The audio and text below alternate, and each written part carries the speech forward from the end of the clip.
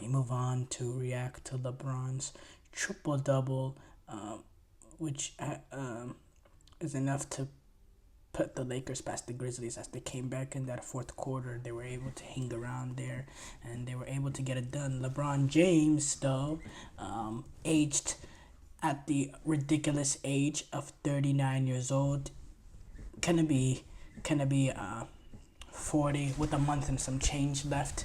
December 30th. Just went out and dropped 35 points on 13 of 22 shooting, 12 rebounds, 4 assists, 4 from 7 from 3, and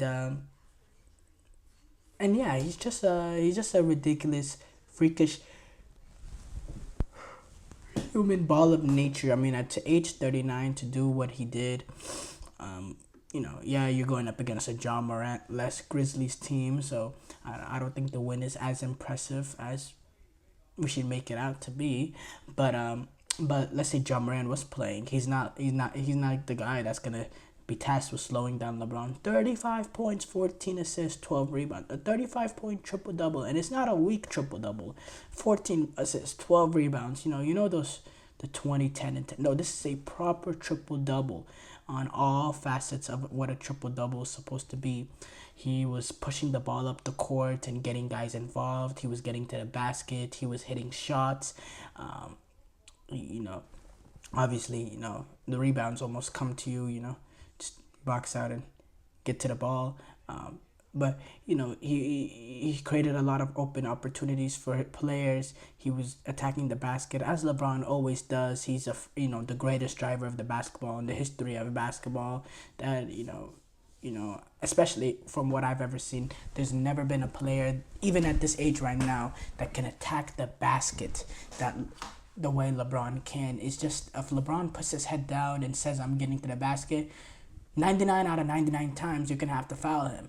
Now, early on his career, that would have been a viable option because LeBron hasn't been, he started off as a pretty poor free throw shooter. In fact, his career free throw percentage is, I believe, in the 70s, in the 70s, and if you taken 73, and if you taken how many free throws that he's taken in his career, that's an awfully amount. 73 is not that great. That's an awful amount of points that he's left off the table by missing free throws. But his free throw percentage right now is good. Is very very good. Like for his standards, he's shooting. Um, I had the number. I had the number, but I can't find it. Yes, okay. He is currently shooting 78.9, 79%. That is, that is the best he's ever shot. Obviously, this is only through 11 games, but if he were able to maintain this throughout the season, that'd be his best ever. And his 3-point percentage right now is the best it's ever been as well, with him shooting 45.9%, damn near 46%. Now, obviously, this is through 11 games, and these statistics are subject to change. But I just want to put into context how age 39, on the verge of being 40, he is doing some things that he's never done at this level, and that's just absolutely phenomenal. It's a testament to his greatness and his longevity and his ability to adapt. Nobody talks about LeBron James and how he's been able to adapt thoroughly throughout the years. This is a LeBron James that entered the league. In terms of his 3-point percentage, he shot in his rookie year 29%.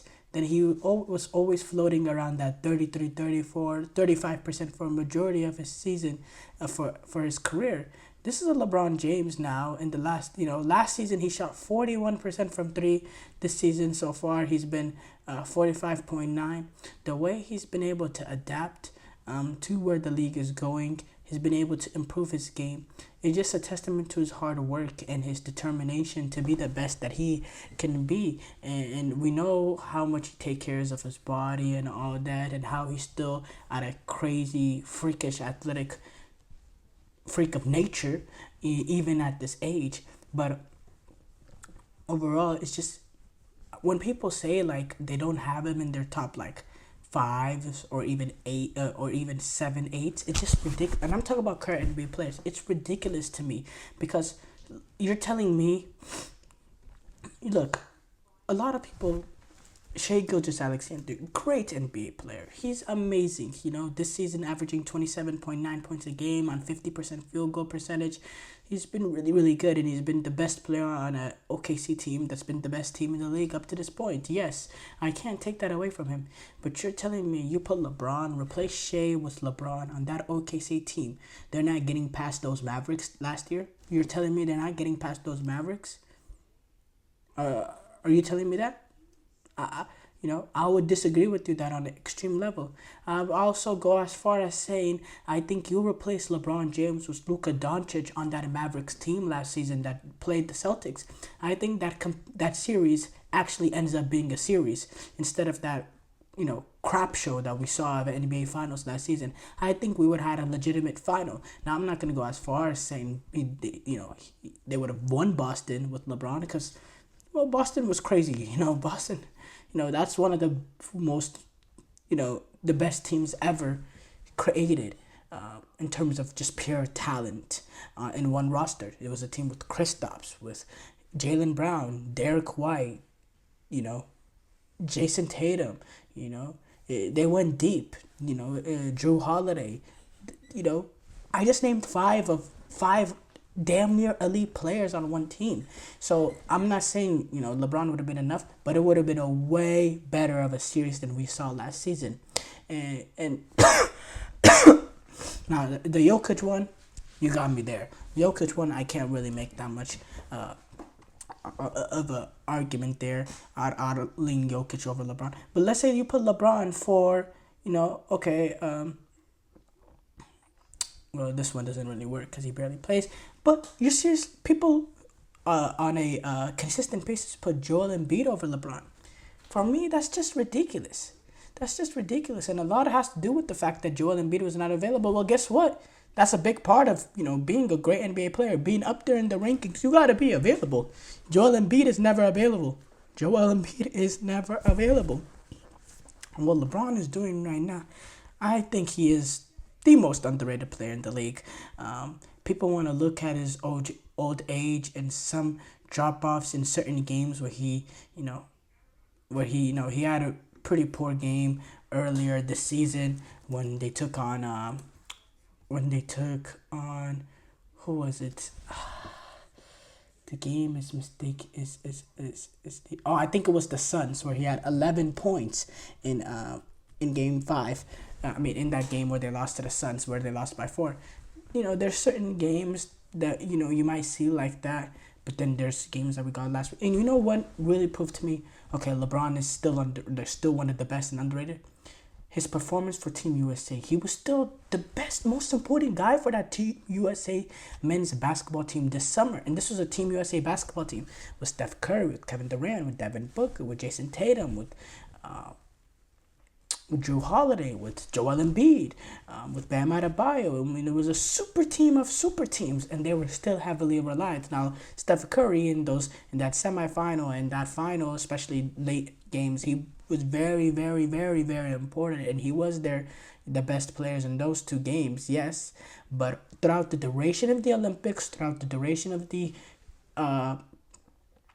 pre warm-ups to get ready for the Olympics, LeBron James was their go-to guy in, through the duration. He was the number 1 guy on the team, and it was that for a reason, because LeBron James is still one of the best.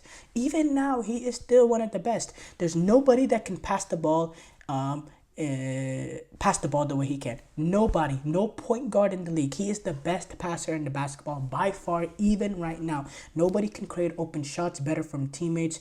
Nobody can make a pass out of nothing the way LeBron James has. Nobody gets teammates in a better position to score the basketball than LeBron James does. He's the best creator in the National Basketball League, National Basketball Association. It's not even close. He's the best passer. I'd also go say he is the best driver in the NBA right now. When he has a full head of steam and he puts his head down and he goes full train to the basket, nobody has a chance to stop him unless you have a guy like Drew Holiday guarding him on the perimeter, trying to slow down his momentum heading to the basket, and then you have one Biamba under the rim. If you do that, okay, then maybe you got a chance. But I'm talking him putting his head down, nobody can stop him. Your only chance is to foul. Your only chance is to foul, even now. And people want to overlook that because he's age 39 and he's a la capper, la this, la that. Anything, people just want to say things. No, he's still one of the best. He's still one of the best. And by the way, this Lakers team, which I didn't really do much analyzing of this Lakers team, they started off 7-4, and I wasn't the biggest JJ Redick fan, and I still don't necessarily believe that he is the reason why the Lakers are better this season than they were last season. But over the past few seasons, it's been a very, very long time that the Lakers have started off this good to a season. 7-4, which is not even that great of a start statistically. But if you compare Lakers teams in the past, they have really had a rough starts to the season. And the fact that they started off 3-0 and that they've now are 7-4, it gives me signs that this team is a team that actually has a chance to do something, because we haven't seen the Lakers teams in the past start this way. So I'm thinking that there's something better coming, that there's something more coming. If I'm a Lakers fan, that's the way I'm thinking. The way Anthony Davis is playing, if LeBron James can, pick and choose his moments to have games like what he had yesterday in the regular season and can have this sustained level of play in the playoffs when it matters, and then you have Anthony Davis go in, and then you can see what obviously I love Austin Reeves. I think he's a closer. I think he's fearless. He had a big game against the Grizzlies as well. Hachimura, depends on what Hachimura we get. Dalton Connect, that can be a big X factor. Last game he had 19 points. I like to see throughout the season how he develops, how he fits in here. And then D'Angelo Russell, that's somebody I think in the trade deadline could be moved for somebody that we can bring in, that the Lakers can bring in to be, more beneficial as it is, because there is the whole lack of effort things. When D'Lo is on it, D'Lo can be a really, really, really important player for this Lakers team. But when D'Lo is not D'Lo could single-handedly tank this Lakers team, and that inconsistency is very, very dangerous for a team trying to compete for something. So if I'm the Lakers, I have potentially two future first round picks that I can use to the trade, and you also have D'Angelo Russell. You gotta make the salary cap work and all that, and who knows. But if you can get somebody in here that can make a better impact, and the highs of D'Angelo Russell is actually really, really good, but the lows is really, really bad. So maybe you don't get somebody that can get you the highs of D'Angelo Russell when he's on it, but you can get that, that heavy medium where, you don't get the great performances from D'Angelo Russell, but you don't get those stinkers as well. You get somebody that's just more consistent, and consistency is important, especially from role players when you're talking about a team that's trying to compete to make a deep playoff run. So I'm looking forward to see how the Lakers